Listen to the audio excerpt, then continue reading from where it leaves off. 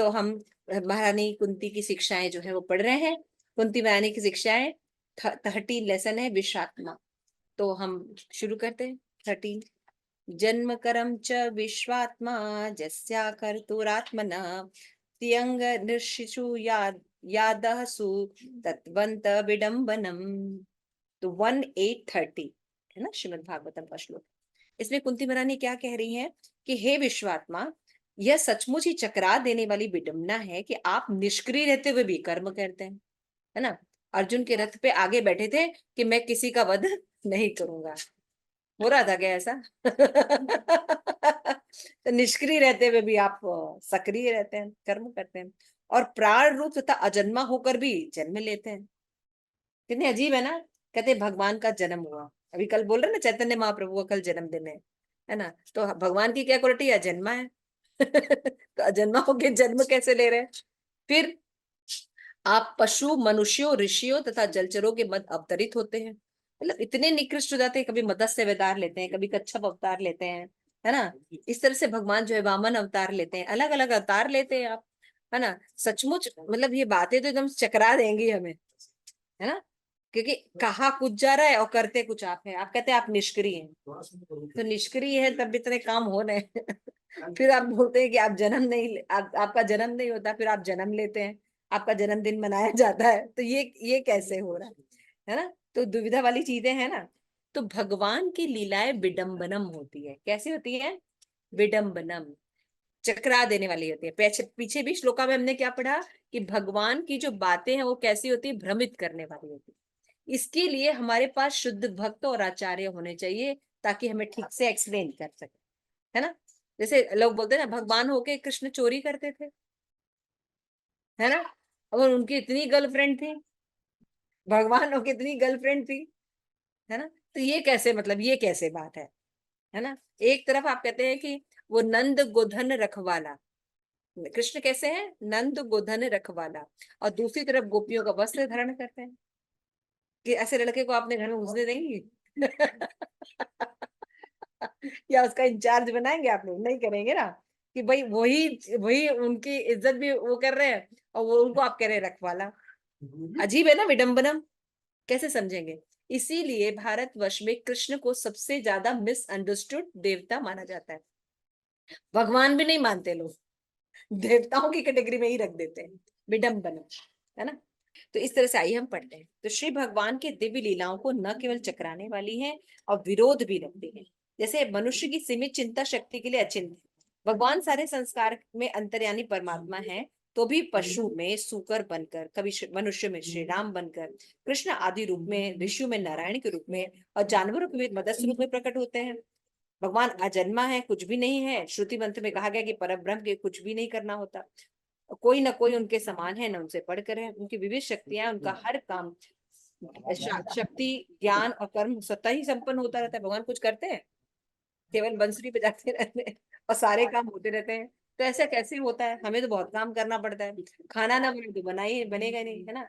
अभी पाव भाजी बनाई है तो बनाई है, तो बनी है। ये प्रसाद बना है। इसलिए बताया जा रहा है कि जो लोग लाइव नहीं है थोड़ा सा वो विरह फील करें। ठीक है। क्योंकि कल्पना से परे भगवान की शक्तियां हैं, जिसको समझने के लिए शुद्ध भक्त होने चाहिए कि कैसे भगवान जन्म लेके भी अचन्मा है। तो ये केवल हमें शुद्ध भक्त ही समझा सकते हैं। इसलिए कुंती महारानी कहती है विश्वात्मा, ब्रह्मांड की प्राण शक्ति कहकर उनको संबोधित करती है कुंती महारानी। क्या कहते हैं? भगवान विश्व के आत्मा है। यदि भगवान जो न रहे, भगवान अगर हमारे इसमें न रहे, तो कोई भी चीज कुछ भी नहीं हो सकता। इसलिए भगवान का होना बहुत जरूरी है। इसीलिए हमें ये शिक्षा मिलती है कि हमें अपने जीवन में भगवान को कभी नहीं छोड़ना चाहिए, हमेशा भगवान के संग रहना चाहिए, है ना, उनकी शिक्षाओं के अनुसार चाहिए। तो भगवान भी भगवत गीता में कहते हैं जन्म कर्म च में दिव्य, चौथे अध्याय में भगवान ने क्या, यो वेति तत्वतः त्यक्त्वा देहं पुनर्जन्मम नैति नामयति सो अर्जुन। कि हे अर्जुन, जो मेरे आविर्भाव तथा कर्मों के दिव्य स्वभाव को जानता है, वो शरीर छोड़ने पर भी संसार में पुनः जन्म नहीं लेता, अपितु मेरे सनातन धाम को प्राप्त होता है। तो भगवान का जन्म और कर्म कैसा है कि वापस जन्म मृत्यु के चक्र में आप नहीं पड़ेंगे। ठीक है, भगवान ये बोलते हैं।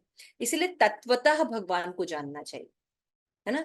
तत्वतः भगवान का है, जैसे भगवान बोलते हैं ना, अहम सर्वस्य प्रभवो मतः सर्वम प्रवर्तते इति मत्वा भजन्ते माम मूढ़ा भाव संविदा। 10.8 भगवान क्या कहते हैं, अहम सर्वस्य प्रभो, मैं सबका कारण हूँ, उत्पन्न होने का सबका कारण मैं हूँ, है ना। अहम सर्वस्य प्रभु मतः सर्वम प्रवर्तते, है ना। और मेरे मेरे से ही सारी चीजें संचालित हो रही, सबसे मेरे से सृष्टि हो रही है, पालन हो रहा है मेरे से।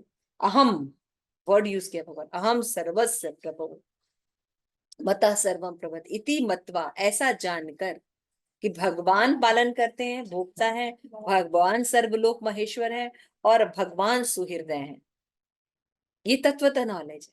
तो ऐसा जानने पर ऐसा होता है। यानी नहीं केवल खाली समझना चाहिए कृष्ण ऐसे हैं, तत्वतः समझिए भगवान है क्या। तो नॉलेज लेने के लिए आना पड़ेगा ना, क्लासेस में आने पड़ेंगे, तभी तो आप सुनेंगे। तो कहा जाता है कि अगर आपने ये श्लोक पढ़ भी लिया, इसका एक अक्षर भी बोल दिया, तब भी आपको बहुत बेनिफिट मिलेगा। मनुष्य जन्म तो नेक्स्ट मिलेगा ही मिलेगा। देखिए कितना इनका है कि ये सब चीजें हमें पढ़नी चाहिए, बोलनी चाहिए। समझ में नहीं भी आया है तो केवल क्लास में बैठने का भी बेनिफिट हो जाता है। शास्त्र में कहा गया है अगर क्लास सुन रहा है कोई व्यक्ति, सो गया है, तब भी उसको पूरा बेनिफिट मिलेगा। तो यानी सो भी जाए तो कोई दिक्कत नहीं है। ठीक है ना। तो इस श्लोक में दिव्यम शब्द भी आया है ना। जन्म कर्म च विश्वात्मा अध्यात्म कुरुत्वम, है ना। अब भगवान का जो जन्म होता है वो कैसा होता है, दिव्य होता है। यानी जैसा हमारा जन्म होता है, ऐसा भगवान का जन्म होता है। कैसा हुआ था, भय प्रगट कृपाला दीन दयाल। हाँ, कैसा देखा था कि उनका जेल में जन्म हुआ, और कैसे जन्म हुआ, चतुर्भुज रूप लेके, और कैसे शंख चक्र गदा पद्म धारण करके। किसका बच्चा ऐसा पैदा हुआ है, आपका राजेश्वरी, आपके नहीं, मेरे भी नहीं हुए। भगवान का जन्म होता है, लेकिन जैसे साधारण लोगों का होता है वैसा नहीं होता है। वैसे ही भगवान का धराधर जाना भी होता है। हम लोग मृत्यु कहते हैं, तो क्या भगवान की मृत्यु ऐसे होती है जैसे हमारी होती है, नहीं ना। भगवान कैसे चले जाते, सशरीर चले जाते हैं, है ना, इस तरह से। शरीर तुकाराम चले गए सशरीर हाँ, तुकाराम जब चले गए तो हो जाता है। शरीर तो गए। इसलिए अपनी प्रार्थना के प्रारंभ में कुंती देवी की, आप भीतर तथा बाहर विद्यमान रहते हैं और आप ही अगोचर हैं। भगवान ने पहले किंतु ने पहले है ना, तो हम अकिंचन अगोचरम। श्री कृष्ण हरे के हृदय में रहते हैं, ईश्वर सर्वभूतानां। ईश्वर कृष्ण भीतर भी हैं और बाहर भी हैं। इसलिए अर्जुन को भगवान विश्व रूप दिखाए भी, है ना। जैसे बहुत से साधु संत जो है क्लेम करते हैं कि हम भगवान हैं, तो प्रभुपाद कहते हैं उनसे बोलो विश्व रूप दिखाए। जैसे अर्जुन को दिखाया, क्योंकि भगवान क्लेम करते हैं मैं ये हूँ, मैं ये हूँ, मैं ये हूँ, तो अर्जुन को दिखाया भी, है ना। तो एक बार क्या हुआ कि एक व्यक्ति जो था उसने ये बात सुन ली थी, है तो छलिया साधु था। तो उसे बोला कि भाई अगर आप अपने आप को साधु कहते हैं, तो हमारे गुरु ने कहा कि भाई विश्व रूप दिखाइए। तो उन्होंने कहा कि वो अर्जुन था ना, उसको दिखा सकते थे। तो अर्जुन, आपको, आप तो एक साधारण व्यक्ति हैं, आपको कैसे दिखाएंगे, छलिया गुरु बोलता है। तो वो भी बहुत इंटेलिजेंट था, प्रभुपाद का प्रभुपाद का दूसरा शिष्य होगा। तो वो क्या बोलते हैं कि हाँ ठीक है, तो उन्होंने दिव्य दृष्टि दी थी, आप हमें दे दीजिए। आप हमें दिव्य दृष्टि दीजिए, हम भी देख लेंगे। तो कहते उसकी तो दिव्य दृष्टि थी, अर्जुन था, आप कहाँ देख पाएंगे, क्योंकि आप दे दीजिए, अर्जुन को दी थी। तो इस तरीके से छलिया लोग जो होते हैं क्लेम करते हैं कि वो भगवान है, लेकिन उनके अंदर कोई विज्ञान नहीं होता, है ना। क्यों, क्योंकि शिल प्रभुपाद क्या समझाते थे, भगवान बनते नहीं है, भगवान होते हैं। भगवान बना नहीं जाता। क्या आप थोड़ा सा एक्सरसाइज कर लीजिए, 4 बहुत बीटा जूस पी लीजिए, तो आप भगवान बन जाएंगे, नहीं, ऐसा नहीं होता। भगवान होते ही हैं। तो श्री कृष्ण श्रीमद भागवतम में बाह्य शरीर का वर्णन हुआ है। भगवान पर्वत की उनकी अस्थियां हैं, सागर जो है उनका रक्त वर्ण है। इस तरह से हम देखते हैं कि भगवान की अनेक जो बातें हैं उनको स्पष्ट किया गया है ना। अब बताया है कि भगवान का जो विराट रूप है, उनका दर्शन करने की सलाह दी जाती है जो लोग भगवान के साक्षात नहीं देखना चाहते हैं। तो वो प्रत्येक अप्रत्यक्ष रूप से भगवान को देखे, जल का स्वाद भगवान है ना, सूर्य की रोशनी भगवान है, ऐसा करके देखें। बस पता नहीं कैसे देखेंगे, हम लोग को सीधे कृष्ण देखना अच्छा लगता है। इतने सुंदर विग्रह है भगवान के। कुछ लोग ऐसे होते हैं जो ईश्वर को महान सोचते हैं, किंतु वो नहीं जानते कि ईश्वर कितने महान है और किस तरह से महान है। हम कहते हैं ना ईश्वर महान है, कैसे, 2 मिनट भी कोई नहीं बता पाएगा, है ना, ज्ञान के अभाव के कारण। इसलिए भगवान का वर्णन ऐसे भौतिक स्वरूप में किया गया है जिससे वर्णन में सोचते कि भगवान के विषय में सोचा जा सकता है। वो कृष्ण भावनामृत है। यदि कोई ये सोचता है कि पर्वत कृष्ण की अस्थि है तो ये विशाल का महासागर कृष्ण की नाभि है, तो व्यक्ति कृष्ण भावना भावित है। यानी जब कोई व्यक्ति भगवान की भक्ति करता है तो जानता है कि जल का स्वाद जो है भगवान है ना। मनुष्य में जो बुद्धि है वो कौन है? भगवान है। ऐसे समझता है वो, क्योंकि किसने पढ़ा है, भगवत गीता पढ़ी है ना। लेकिन वो इस तरह क्लेम नहीं करता है, वो सीधे कृष्ण को देखता है ना। तो इसी तरह कृष्ण के लघु से भी लघु सोचा जा सकता है। यानी भगवान, कोई व्यक्ति बहुत महान कार्य कर सकता है लेकिन बहुत छोटा नहीं हो सकता। अगर कोई बहुत छोटा है तो बहुत महान नहीं कर सकता, लेकिन कृष्ण एक साथ दोनों कर सकते हैं। महान से महान भी हो सकते हैं, है ना, और छोटे से छोटे, सूक्ष्म से सूक्ष्म। तो श्री कृष्ण इस विराट जगत का निर्माण कर सकते हैं और कीड़े का भी निर्माण कर सकते हैं। यह कृष्ण की शिल्पकारिता है। अणो रणिया अमाना महंतो महीना, वे बड़ी से बड़ी और छोटी से छोटी वस्तु का सृजन करते हैं। इस तरह जब मनुष्यों में 747 हवाई जहाज का निर्माण पूरा कर लिया गया, ये जहाज अत्यंत विशाल है, किंतु क्या वे पतंगे से छोटा हवाई जहाज बना सकते हैं? छोटा वाला पतंगा देखे जो अभी गर्मियों में निकलता है बारिश के सीजन में, वो भी हेलीकॉप्टर है भगवान का, छोटा उड़ता है उड़ता है। तो कहते हैं हमने बड़ा बड़े जेट विमान तो बना लिए हैं, छोटा विमान बना सकते हैं? तो इतना छोटा विमान वो भगवान ही बना सकते हैं। इट इज वेरी, प्रभुपाद एक से एक चीज कहते हैं। इसलिए आप लोग याद रखिए कि भगवान बड़े से बड़े हैं और छोटे से छोटे हैं। बिना पावल के चलते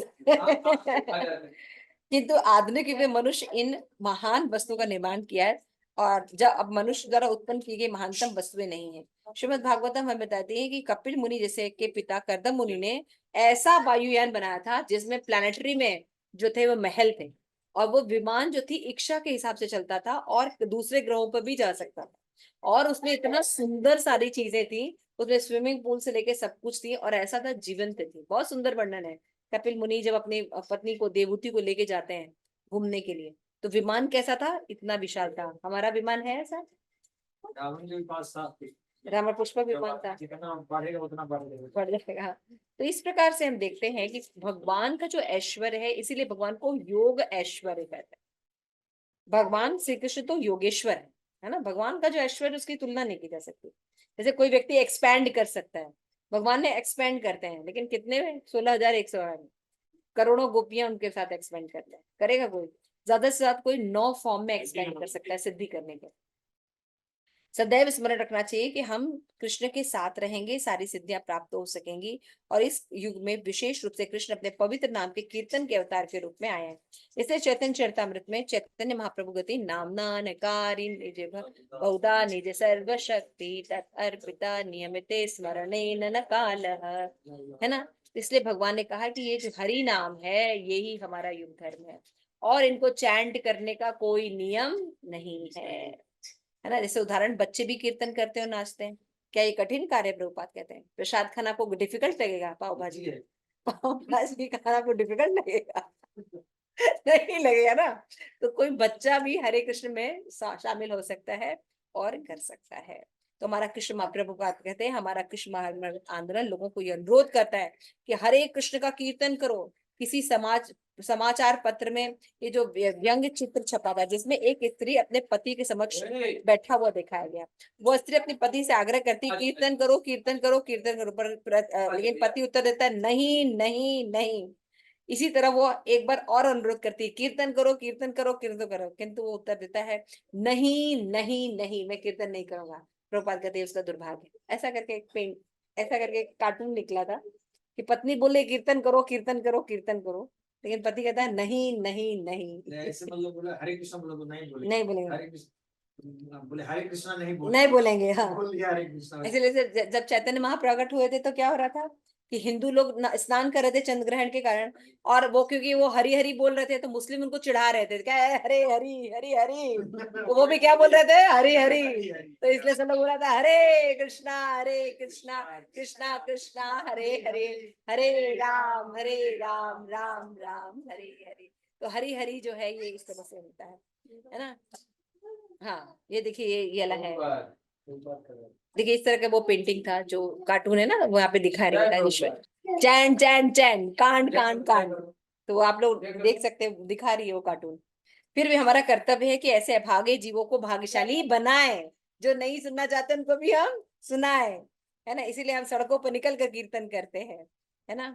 और यही हमें कृष्ण भावनामृत का शुभारंभ है, कि हम अपने जो बहुमूल्य धन्य है हरे कृष्ण मोहम्मद, उसको देते हैं और पात्र पात का विचार नहीं करते, ताकि सभी आध्यात्मिक लाभ उठा सके।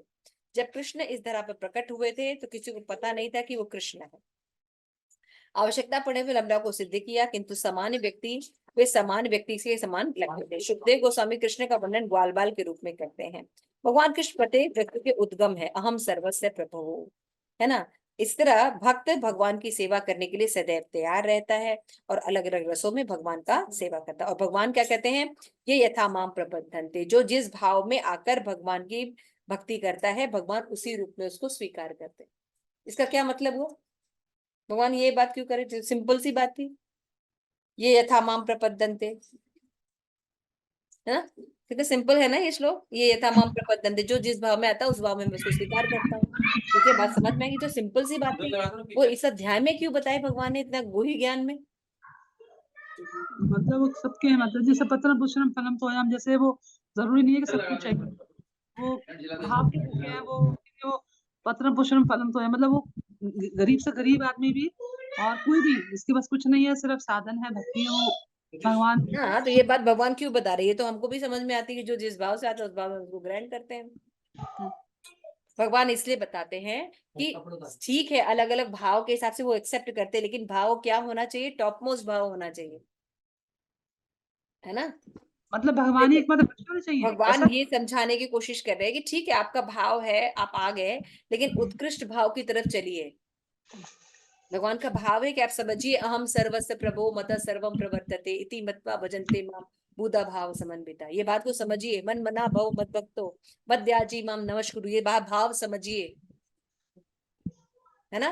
क्योंकि भाव के अनुसार भगवान डीलिंग करते हैं, भाव इंपॉर्टेंट है, तो हमें भाव उत्कृष्ट करना पड़ेगा ना। और आना चाहिए तो भाव और आप समझ रहे हैं ना।